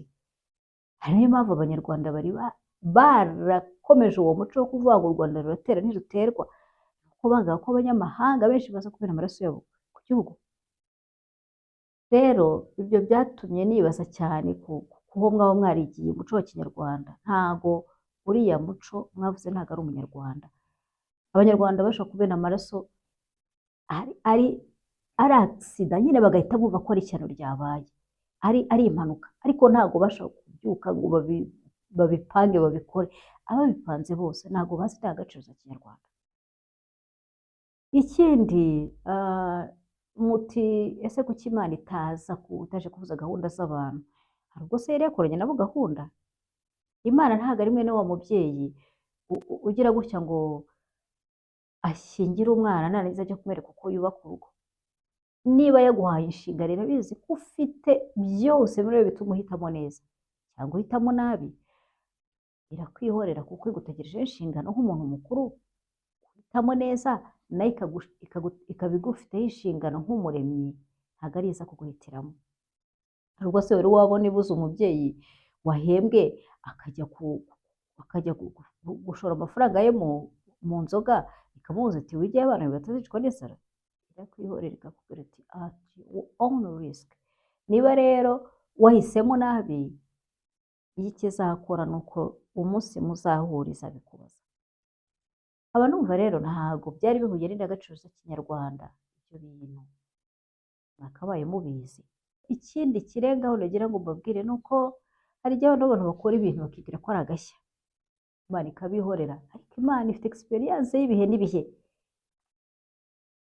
ibi bizi neza ko ibyo abantu bakora ari amapatterns, ni ibishushanyo bigenda bigaruka, ni imico igenda igaruka mu bantu, kubera ko abantu ntibigeze bamenya ko bakira ibitekerezo biturutse mu isi y'umwuka. Ariko njye narangije kubibereka ibyo bintu icyo bakora ni ukubyemera cyangwa kubihakana, bakirengera n'ingaruka zabyo. Nagira ngo mbasomere rimwe mu ijambo, nagira ngo usomere nyakubahwa mugishwanama mukuru rimwe muri iri jambo mu magambo mu mugabo witwa Habakuki. Wagira ngo ni umunyarwanda. Habakuki yavuze hashize imyaka ibihumbi n'ibihumbi, kuko yabyanditse mbere y'uko umwami Yesu Kristo aza, mbere ya BC nabayiretse, nako mbere ya zeru yabyanditse nyine mbere y'uko umwami Yesu Kristo aza. Yaranditse ati, Uwiteka we, nzataka utanyumva ngeze ryari? Ngutakira iby'urugomo ruriho ntubikize. Niki gituma unyereka gukiranirwa ukareba iby'ubugoryi? Kuko kurimbuka n'urugomo biri imbere yanjye, kandi hari n'intonganya, hadutse n'umuvurungano.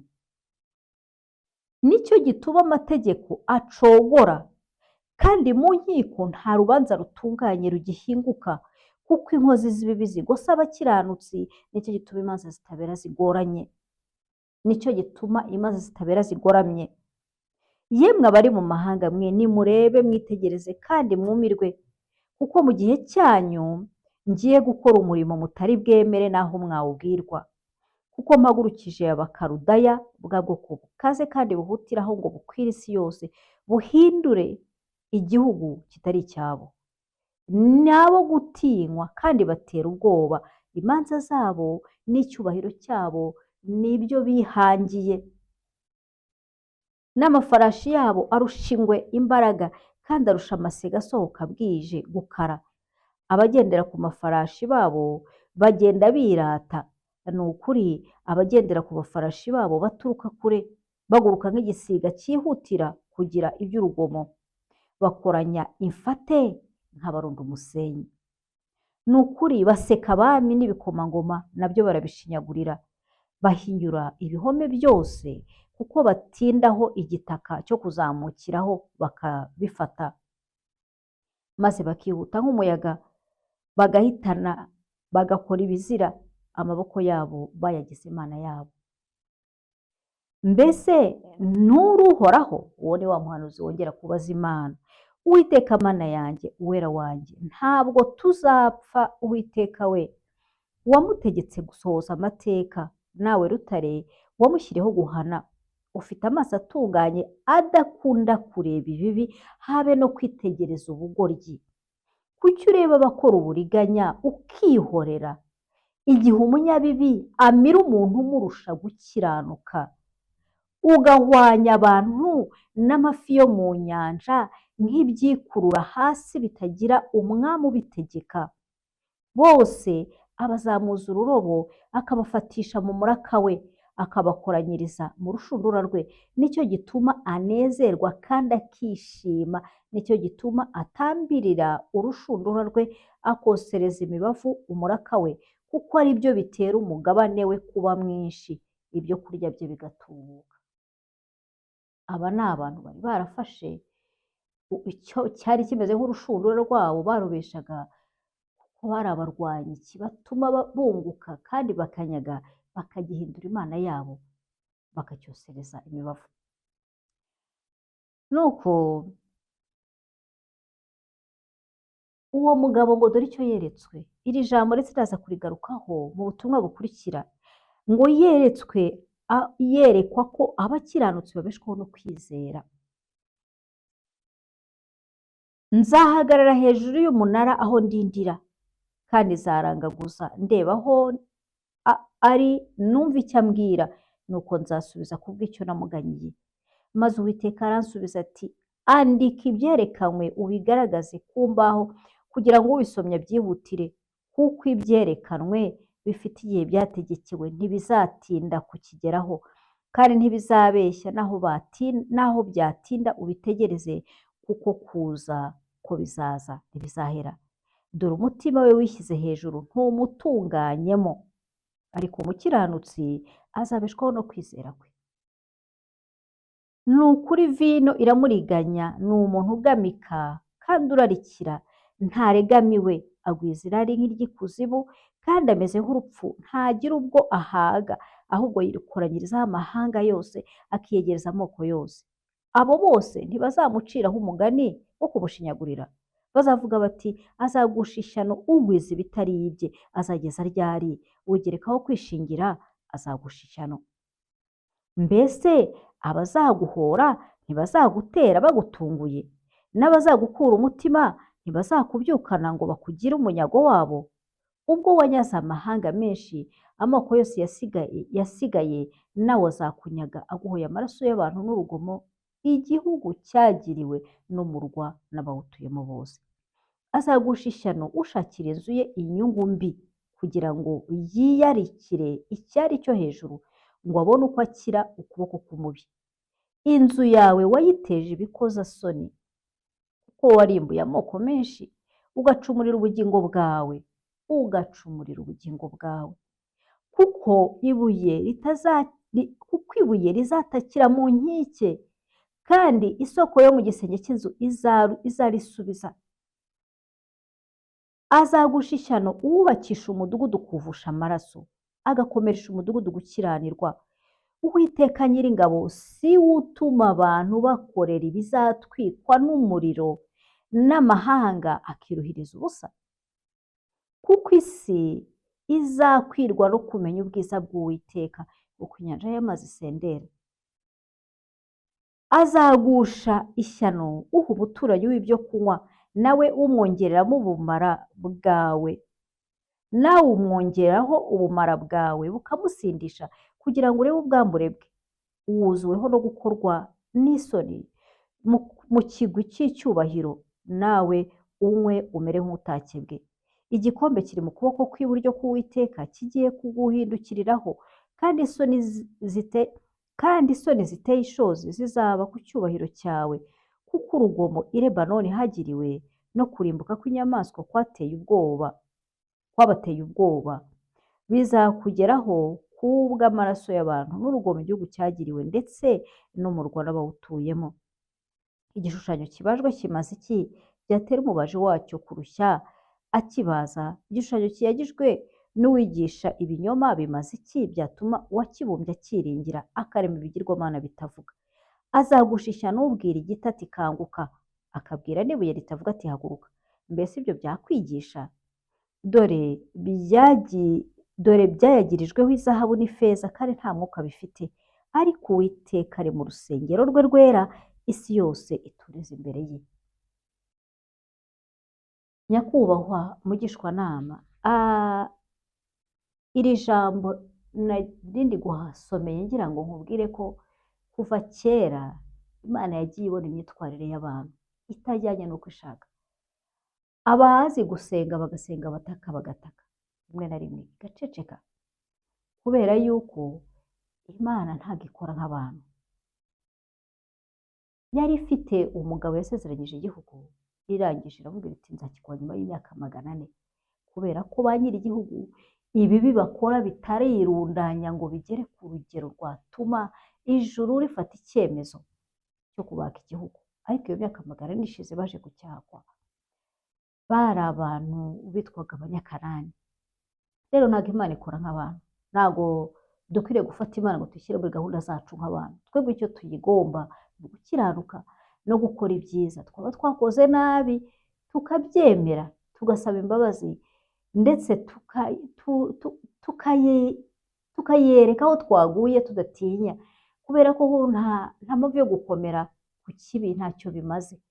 Gusa nagira ngo nkubwire yuko Imana ntabwo icirwa urubanza n'umuntu yitabye rimwe gusa urukiko rw'abantu, icyo gihe yemera kudupfira, ariko ntabwo bizongera, izagaruka ije kuducira urubanza. Niyo mpamvu rero naho abantu bashaka kubicecekesha, naho bashaka gukanga abandi bakabwira ko ibyo bintu by'Imana ari ibintu rwose bidafite umumaro, twe turabizi ko biwufite.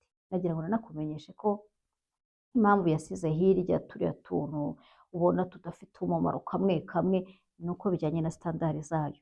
Ntabwo Imana itoranya iby'inyamibwa ngo n'abanyabwenge n'abo mu mfura yatoye ni bakeya, yo ngo ikunda gutora abaswa nyine nk'uko nanjye meze, kugira ngo ikoze isoni abanyabwenge, igatora abadafite umumaro kugira ngo ikoze isoni abihangange. Nuko iteye, ntabwo ikora nk'abantu. Muzafate akanya mwongere mwige uko Imana iteye, bizabagira umumaro, kuko ntago biriya bintu mwatangaje byari mu kuri. Kubera ko n'umwana w'Imana nkabazi imiterere ya data, nagira ngo mbikumenyeshe nyakubahwa mugishwanama ko uwanyereye, mbikumenyeshe ko Imana ifite imiterere yayo, kandi imiterere yayo ntivogerwa, kandi naho abantu bakwanga kubyumva, igihe kizagera ntibange kubibona. Ndagushimiye nyakubahwa mugishwanama, ntabwo tuzababurira ikinyabupfura n'umunsi n'umwe, tuzakomeza indangagaciro zo kubaha abakuru naho bakoze. Hari ubwo se wari wabona umwana yanga se kubera ko yaguye mu muferege? Oya, tuzagumana icyubahiro dufitiye abakuru, kandi ntabwo twebwe twatorewe kuba abacamanza, twatorewe kuba abahamya b'ukuri n'amahoro. Imana iguhe umugisha nyakubahwa mugishwanama. Hanyuma ikindi nasoza nkubwira ni uko turiya tuntu wavuze Imana yasize kamwe hariya kariya tudafite agaciro, nitwo nyine dufite icyo dutanga, ni natwo dutaka ijuru rikumva. Duhuye nyine n'igipimo cy'Imana. ntabwo umurimo w'Imana niyo iwugena, ntabwo umwana w'umuntu ari uwugena, nta nubwo yashobora kuwugaya kubera yuko Imana ifite imigambi yayo n'abana b'abantu badashatse kwinjira mu migambi y'Imana bakagira imigambi yabo. Uyuve buriya butumwa wagira ngo bwandikiwe abantu b'iki gihe kandi bwandikiwe abantu ba kera, ubwoko bwitwa Abakaludayo bwigeze kubanzaho. Reka tubigarukirize aho ngaho gusa. Mbere yo kuvuga izina ry'Imana no kurivogera no gushaka kuritesha agaciro kuko ntabwo rizagata, nyakubahwa mugishwanama, muzabanze mwibaze muti se ko twavukanye imisatsi yirabura umweru waje kuva he? Muzahita mumenya yuko Imana itatugisha inama kandi ko aho tujya nabwo ntabwo tugisha inama. Imana ibahe umugisha. Hanyuma nagira ngo nganire noneho n'abantu bitwa activists barimo abakuru n'abatoya. Reka mbere kubangwa mu ntege mbabwire nti banyaboneka, mbabwire nti nyaboneka mwitonde mutazagwa mu mutego Yesu yavuze. Ubundi abanyarwanda bari babibwiwe bose yuko igihugu kizagira indi wave, kizagira ikindi cyiciro cy'abantu bahahamuka, ni ukuvuga kubera ko noneho ubwonko bumaze gutuza. Ubundi imyaka 30 ni imyaka y'amateka, nayo mpamvu ubwami bw'umwijima buyirwanya, nuko baba buzi ko hari ibindi bintu bibyuka, abantu hari aho baba bageze. Burya rero gushaka guhora buvanga abantu kandi ntabwo ari byo ubundi Imana yateguye. Niyo mpamvu uvuga ngo iyi myaka 30 ihetse ku Rwanda ni imyaka y'umugisha, ni imyaka yo gukonfronta amateka uko ari, tukiyemeza kwinjira mu byiza, tukiyemeza kubaka ibintu bishya. Rero nagira ngo mbasabe mwibuke ijambo umwami wacu Yesu yavuze, nagira ngo bashyire kuri tableau, avuga ikintu cy'ukuntu roho mbi isohoka mu Kristo ikagenda. Nijaka reka noneho mvuge nti isohoka mu muntu. Buriya hari ibintu byitwa gukubura umutima, nibyo dukora iyo turimo twatura. Rero niba hari ibyo mwabonye mukagira gutya mugashaka koza ubwonko n'umutima, mwari mukwiye kwibuka ko igihe murangije gukora icyo kintu kimeze nko kuruka, mwari mukwiye gusaba Imana ikabaha ibishya mushyiramo kugira ngo ibihe byanyu bitaba bikurusha ibya mbere, ugasanga muri gukora ibintu noneho bibajyana habi kurusha aho mwari muri. Mwibuke kurangamira Imana, mwibuke kureba hejuru, mubwire Imana muti data ni wowe data. Abadafite ababyeyi Imana yabemereye kubabera ababyeyi, duhe igishya cyo gushyira mu mutima wacu, duhe ibyiza byo gushyiramo kugira ngo tutagwa mu mutego wo kubikamo ibibi, tukaba twahinduka, ibihe byacu bikaba bikurusha ibya mbere. Hanyuma ikindi nagira ngo nibutse activists bakuru, abantu nyine numvise bita gutyo, ngo umukiranutsi uzabeshwaho no kwizera. Ikindi Abanyayisiraheli bigeze kuvanwa mu gihugu, baragenda bajya mu mahanga, bajyanwa na bariya Bakaludayo tumaze gusoma. Hanyuma bari baramenyereye ko iyo batatse Imana ibatabara, batangira gutakira Imana. Bumvaga ko Imana izahita ihana Abakaludayo, ariko umva ijambo Imana yabashubije. Biri muri Yeremiya ibice 29, yarababwiye iti uku niko Uwiteka Nyiringabo Imana ya Isiraheli ibwira abajyanywe ari imbohe bose, abo yateye kuvanwa i Yerusalemu bakajyanwa i Babuloni ari imbohe, iti nimwiyubakire amazu muyabemo, kandi muhinge imirima murya umwero wayo, mwishakire abagore mubyara abahungu n'abakobwa, kandi mushyingire abahungu banyu n'abakobwa banyu, kugira ngo nabo babyare abahungu n'abakobwa, mubone kuhagwirira mwe kuzatuba. Kandi umurwa nategetse ko bazabajyanamo muri imbohe muzawushakire kuba amahoro, muwusabire k'Uwiteka, kuko mu mahoro yaho namwe muzagira amahoro. Uko ni ko Uwiteka Nyiringabo Imana ya Isiraheli ivuga. Iti ntimukemere abahanuzi bo muri mwe babahanurira, n'abapfumu banyu bakabayobya, kandi ntimukite ku nzozi mujya murota, kuko babahanurira ibinyoma mu izina ryanjye sinabatumye, ni ko Uwiteka avuga. Aho Uwiteka aravuga ati imyaka 70 yahanuriwe i Babuloni nishira nzabagenderera mbasohozeho ijambo ryanjye ryiza rituma mugaruka ino. Erega nzi ibyo nibwira nzabagirira ni amahoro si bibi, kugira ngo mbareme umutima w'ibyo muzabona hanyuma, ni ko Uwiteka avuga. Kandi muzanyambaza, muzagenda musenga, nanjye nzabumvira. Muzashaka mumbone, nimunshakana umutima wanyu wose, nzabonwa namwe, ni ko Uwiteka avuga. Kugira ngo rero mbabwire, ijambo ni ijambo rirerire ryabwirwaga Abayisiraheli. Icyo urashaka kugarukaho ni iki ngiki: amahoro y'ahantu turi aratureba. Aho turi tujye tuhasabira umugisha, aho turi tujye tuhakora ibikorwa. Ntabwo ari twe dufatira Imana gahunda, nta nubwo ari twe dutegeka ngo biragenda gutya, ahubwo buri wese yibuke ko n'ubundi umunsi we uzagera akabazwa ibyo yakoze. Ikindi cya kabiri, mujye mwibukira ijambo, ntimukarengere ijambo ry'Imana. Ntabwo Imana yitegura guhana, ntabwo Imana igira inzika, nta nubwo Imana ihorera inzika.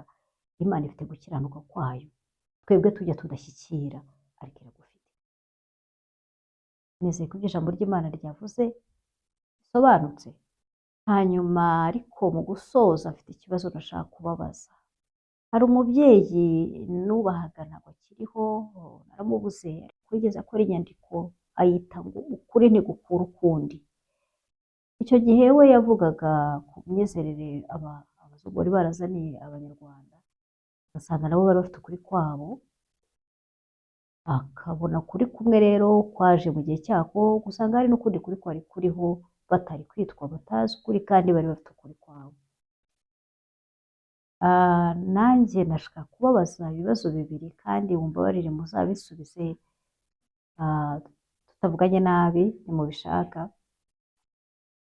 Usibye ko no kubwirwa nabi nabyo ni uburenganzira bwanyu guhitamo.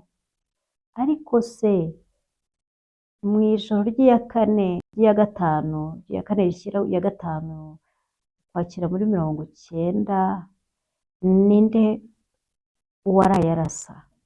Ni Abanyarwanda bateye u Rwanda cyangwa ni Abanyarwanda bayoboraga u Rwanda? Ikindi cya kabiri mbabaza, ese ku itariki ya 22 z'Ukwakenda 1992 ninde wasinye ku isezerano akarisohora akarikwiza mu ngabo yo kwigisha umwanzi w'u Rwanda uwo ari we? Ni Abanyarwanda bateye u Rwanda cyangwa ni Abanyarwanda bayoboraga u Rwanda?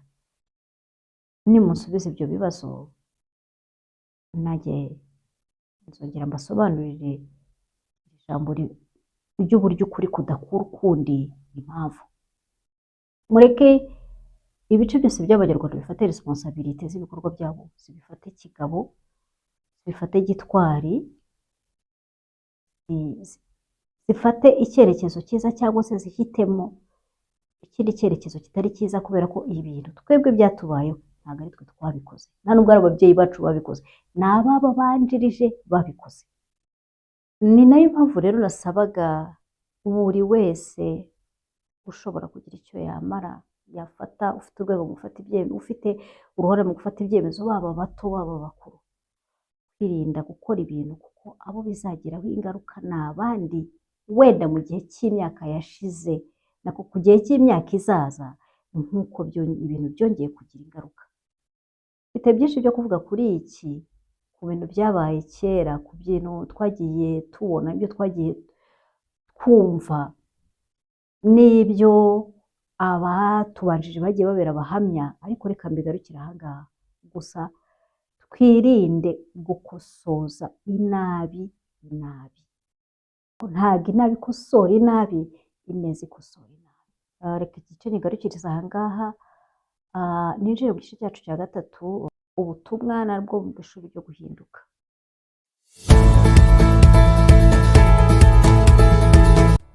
Nyakubahwa umuyobozi wacu, umwe mu bayobozi bacu mukuru, ushize mwadutangarije ko abacuruzi b'ahantu bajya bayobora abayobozi baho,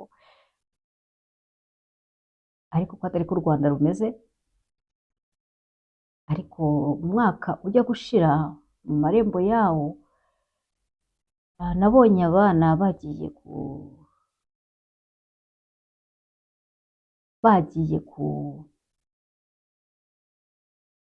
gushagara ababyeyi, numva muvuze ijambo rivuga riti nanjye mfite abanyobora banteguriye ijambo, nibaza kurimpa ndaza kurivuga. Nabuze icyo mfata n'icyo ndeka, hagati aho ukuri ni ukuye, murayoborwa cyangwa murayobora? Amagambo yombi nimwe mwayivugiye. Ntacyo ariko niba bari bateguriye, nagira ngo mbabwire ko njyewe mu bayoborwa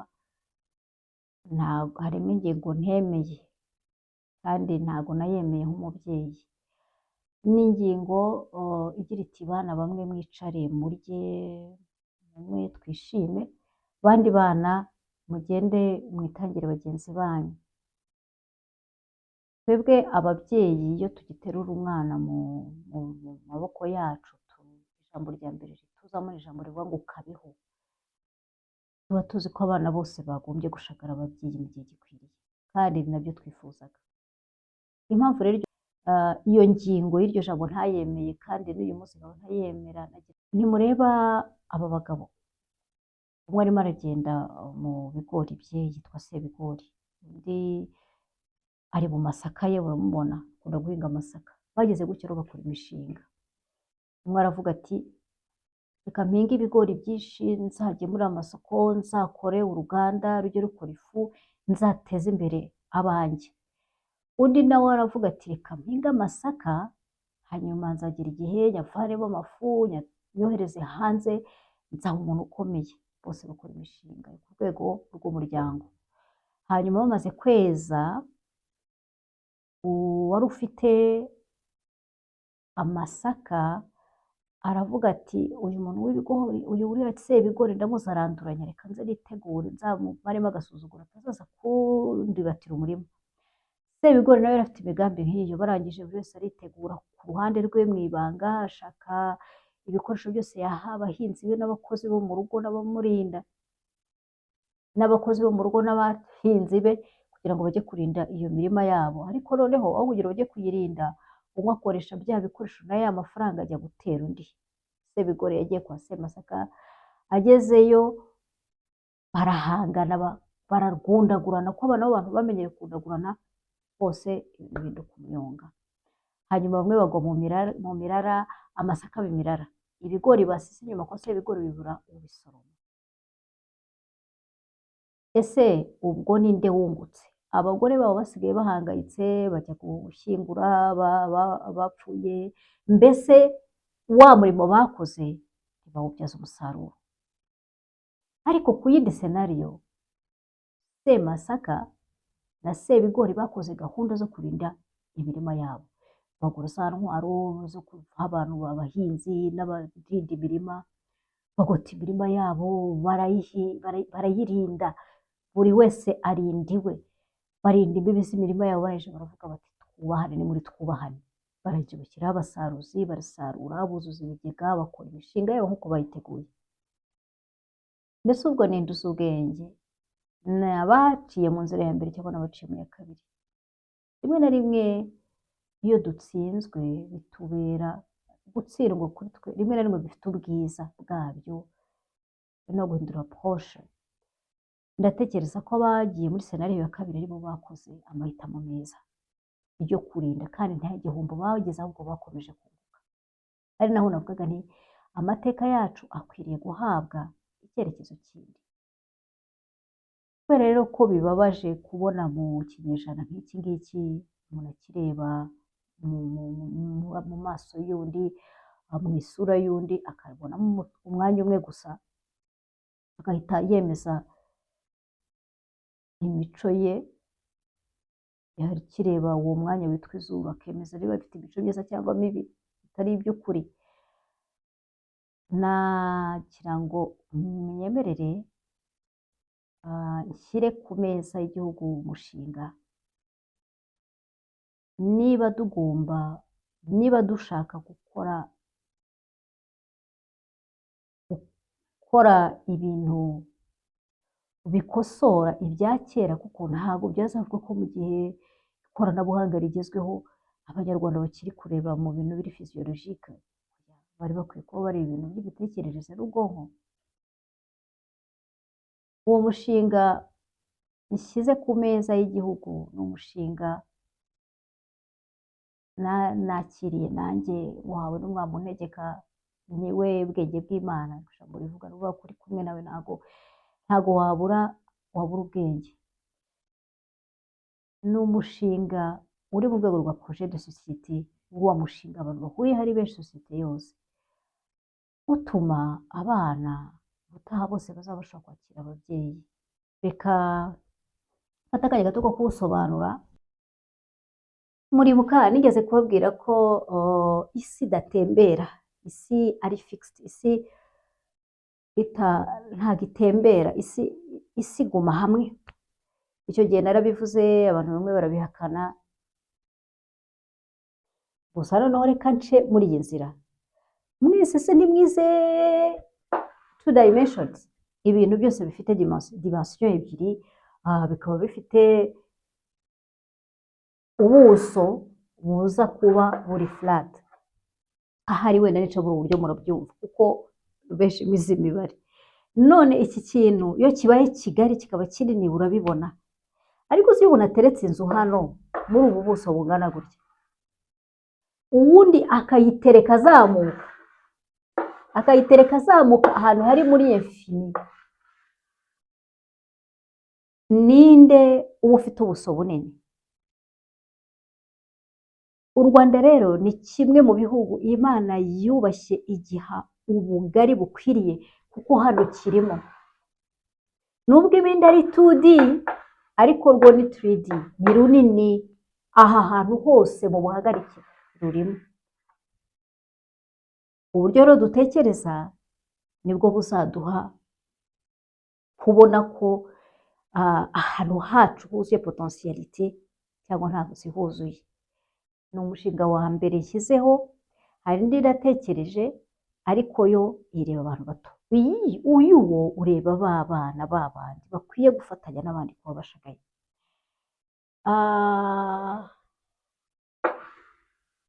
Ni umushinga uri muri iki cyiciro cya 3D cyo muri ruriya rugero rwa gatatu. Ntabwo ndi busobanure cyane kubera ko nabonye hari igihe tusobanura ibintu bigahita bikubitana n'abantu bazi gufata selfie, bagahita babyifotoreza bakavuga ko babitekereje kandi babizi, aho kugira ngo babikoreshe mu buryo bugirira abandi akamaro, kubikoresha amacuri bigahinduka ibitagirira abandi akamaro. Niyo mpamvu ndabibika, gusa nzabisangiza umuntu umwe mu bantu nzi b'Abanyarwanda,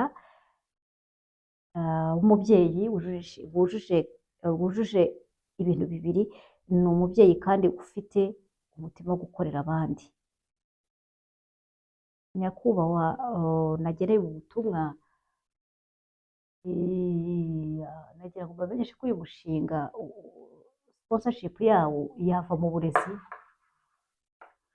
Abakiriya bawo barenga 2,700, nabo bashobora gutanga abakiriya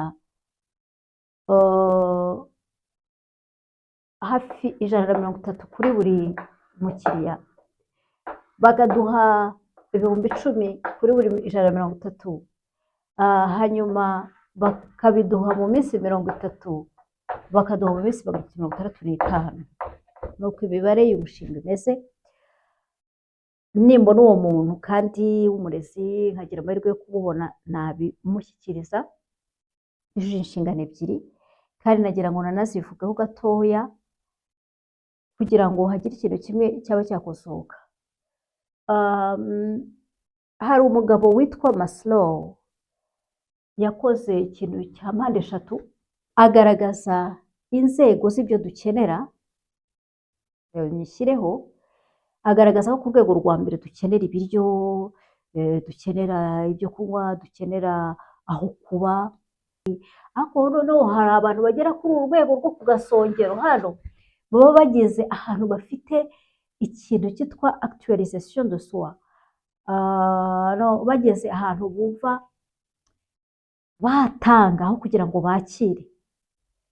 Abo bantu bageze hariya hantu batakisonzeye ibiryo, batagifite inyota y'utuntu nk'utwo ngutwo, abantu batoya bararikira. Aha hantu nanjye sindahagera, niyo mpamvu ntari qualified kuba nayobora ibyo bintu. Nanjye numva hari abandi bibereye byiza kandi bari no gupfa ubusa nk'imbaraga. Ni ukuvuga igihe dutekereza ko abantu bo hasi ari bo batworoheye, ari bo bahendutse, turatakaza. Kandi ntabwo tuzagera nyine kuri ayo maproje ya sosiyete mu gihe yakabaye ari ngombwa. Abo bantu rero bageze hano nibo bemerewe kuba ubundi bayobora abandi, kuko ikintu cyose uzabasaba kiri muri kamere yabo, kiri ahubwo bwabo bugeze no mu byo bwifuza, kiri mu gushaka gutanga. Ariko igihe cyose uzafata abantu ba hano, umusaruro uzabona ni ibintu byabo bazajya kugura ku isoko, kuko ikiba cyuzuye umutwe wabo nibyo bakeneye, baba bakirwana n'ubuzima. Ntabwo rero ubona ari abantu bari karifiye kuyobora, ni ba bandi ubaza inshingano bakakubwira ati twarabyibagiwe, kubera ko ntabwo baragera hano. Aba baba bari abo kuyoborwa, kuko bo ibintu byabo nibyo bo bisarurira, ntabwo ari ibyo we bagusarurira. Niyo mpamvu aba bantu rero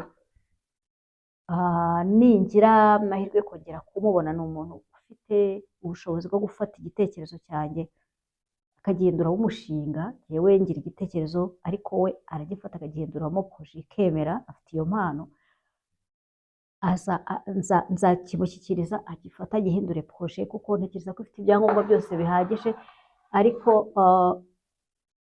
ukuntu Imana yaturemye no kugira ngo abantu bakorane n'abandi, ntabwo ari ukugira ngo abantu bikorane, buri wese akenera undi kandi buri wese afite urwego rwe. Kubera ko agera hariya nzawumushyikiriza uwo mushinga, kugira ngo nitubyemera abo bana bagomba gusangira n'abandi babe babona umurimo ubabyarira inyungu. Kandi igihugu cyo kujya gishora gusa, ahubwo cyunguke mu buryo burenze bumwe. Cyo kujya gishora mu burezi ngo cyunguke abakozi gusa, ahubwo cyunguke no mu bundi buryo. Na propose uwo muntu. Hanyuma nibyemerwa, kuko si itegeko ko byemerwa, jyewe ni proposal yanjye nk'umuntu, bizaba ari intangiriro yo kugira ngo abantu bige gukorana mu buryo bwaguye, abantu bose bashobora kugushyiramo. Kandi ntabwo ari umushinga gusa, hari n'indi numva agera nko ku 8 ntekereza, kandi mbona sponsorship yawe atari iyi sponsorship yayo atari yayindi ivunanye, ivuna umuntu n'umwe.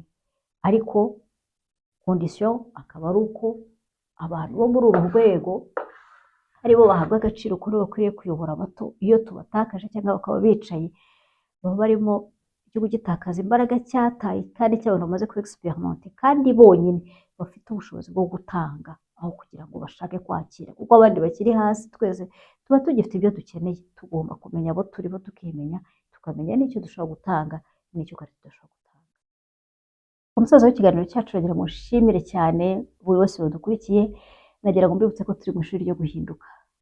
Ni ishuri riguhamagarira kugerageza kugira indangagaciro zo hejuru, nkakaguma aho gushakira ibyo kurya by'ubwonko bwawe hasi nk'inkoko, ugahora ureba hasi ahubwo uwaguka urebe hejuru.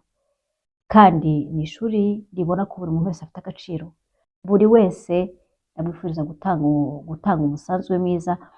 Numva neza yuko igihe cyose tugihumeka, igihe bwije bugacya, dufite inzira yaboneka yo kugira ngo turusheho gukora ibintu byiza, kandi hamwe no kwitanga no gukomeza kurwana mu buryo navuga buri positifu, no gukomeza kwanga gucumbikira ikibi muri twebwe. Imana ibahe umugisha. Naho ubutaha mwari kumwe na Letitia, umwana w'Imana wavukiye mu Rwanda.